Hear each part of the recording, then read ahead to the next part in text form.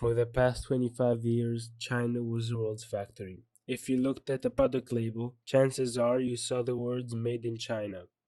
However, in the past few years, some other countries are rising to challenge China's place in global trade. One of these countries happens to be Vietnam. For most people, when you mention Vietnam, the only thing that comes to their mind is the Vietnam War. You see, unlike Japan or China, during their industrialization, Vietnam has remained under the radar of the mainstream media. Only recently it started to get some attention when Joe Biden's corpse visited to build diplomatic relations. Me. But I tell you what, I don't know about you, but I'm going to go to bed. With questionable results. However, this visit is an undeniable testament to the rapid rise of Vietnamese manufacturing. As almost every industrial miracle in recent history, it all started with the market liberalization and opening up to global trade. In 1986, the Vietnamese government initiated economic reforms under the name Doi Moi, which translates to innovation. These reforms were put in place to transition Vietnam from a command economy to a socialist market economy. Subsequently, the nation went into a variety of trade agreements, like the ASEAN Free Trade Area, a trade association of East Asian nations, and the EU-Vietnam Free Trade Agreement. These crucial economic reforms led to a huge increase of foreign direct investment and manufacturing entering the country. Some foreign companies that currently manufacture in Vietnam are Samsung, Intel, Adidas, Nike, Honda, and Nestle. One of Vietnam's biggest economic strengths is their low debt to GDP ratio that stands at 39.6%. This in turn gives the government the ability to borrow more in times of need and recover faster from downturns. A possible explanation for this low debt is economic growth outpacing borrowing. As of 2022, Vietnam's GDP growth stands at a whopping 8%, which is one of the highest in the world.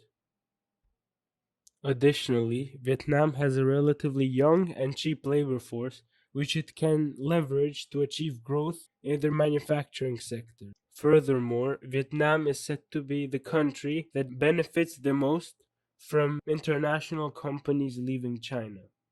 Companies such as HP and Bose are planning to move a part of their manufacturing to Vietnam, and other companies such as Bosch, Panasonic, Intel, and Apple already have operations in Vietnam. You can see this inflow of foreign corporation from the increase in FDI, foreign direct investment, in Vietnam. FDI in the manufacturing sector in the first 8 months of 2023 is equal to $13 billion, up 14.7% from the same period last year. Economic prospects for Vietnam are undeniably positive. The Vietnamese birth rate is at 2.01 children per woman, and the median age is 32.8 years old. At first glance, the demographic situation in Vietnam seems like the situation of any other developing country, a birth rate below the replacement level and a young population. However, when digging deeper, you notice something unique. The country's birth rate has stabilized around the 2 births per woman mark 23 years ago and hasn't fluctuated since. To show why this is unusual, we first need to establish the main things that determine birth rates.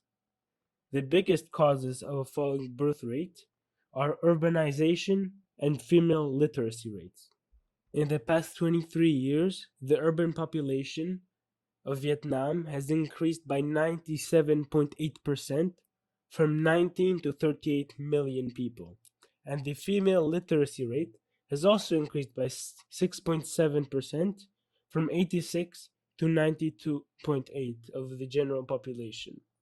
However, this didn't translate to a decrease in birth rates as predicted.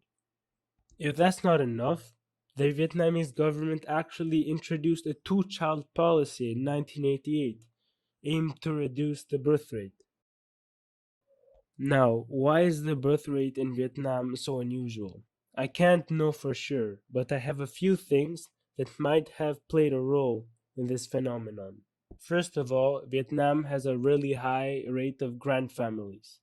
It's when there are three or more generations living in one household. According to the National Survey of the Institute for Population, Health and Development, more than 60% of elderly live with their children. Now, how is this relevant to the birth rate? You see, when grandparents participate actively in childcare, they provide support to their children, which alleviates the burden of raising offspring. This makes parenthood more feasible and less daunting for Vietnamese families. According to this Oxford article, regular grandparental childcare might reduce mothers' work family conflicts, increasing their chance of having a second birth. Another possible reason for this sustainable birth rate is the low age of child rearing of 27.6 years old. This is in line with other countries that have a high birth rate, such as Egypt and India. If a woman has her first child earlier, it increases the likelihood of her having more children later in life. If you have any suggestions on why the Vietnamese birth rate is this high, comment them down below. But now it's time to move on to the next section of this video. However impressive the Vietnamese economy is, it still has some sizable weaknesses that may hinder its growth in the future. One of such pitfalls is the incomplete reform of the state owned enterprises. The mentioned problem led to a lack of solid domestic private sector and the continued dominance of the state owned enterprises. These SOEs are massively inefficient and are throttling the country's economic growth. Speaking of being inefficient, the Vietnamese economy is suffering from a sizable bad debt problem. Local banks are reporting an increase of non performing loans between 30 and 60%. If this continues, the country may suffer a banking crisis, which would hinder its economic growth. However, economic problems are not the only ones the Vietnamese need to think about. Vietnam is in an uncomfortable geopolitical situation. In the intricate web of global geopolitics, Vietnam has to carefully maintain a neutral diplomatic position, strategically striking a balance between the US and China amidst the trade war between these two global superpowers. When it comes to the US Vietnam relations, they are relatively tense. The historical tensions towards the US and Hanoi stem from the enduring legacy of the Vietnam War. Nevertheless, in the recent years, we have witnessed a positive shift in the US Vietnam relations, notably evident by the endorsement of the US Vietnam bilateral trade agreement and President Joe Biden's visit, indicating a potential improvement in their diplomatic ties.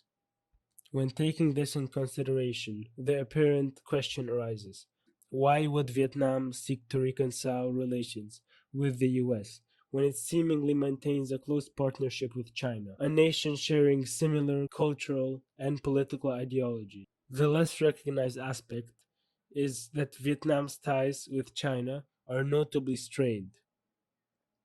Vietnam's historical friction with China is deeply entrenched, characterized by long standing territorial disputes and conflicts.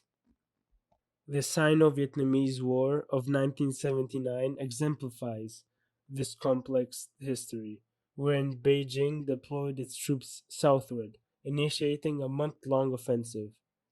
Despite swiftly seizing several border cities, the Chinese forces subsequently withdrew, leaving behind a legacy of discord and mistrust. Ironically, Vietnam finds itself heavily reliant on Beijing.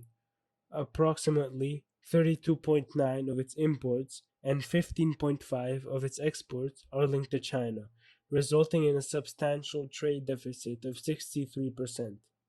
This economic dependence on its primary geopolitical rival presents a challenging scenario for Vietnam. In conclusion, we can all agree that if Vietnam leverages its resources successfully, it has the potential to become a respectable player on the global stage. Anyways, like and subscribe, and if you're curious about why business is leaving China, check out my previous video.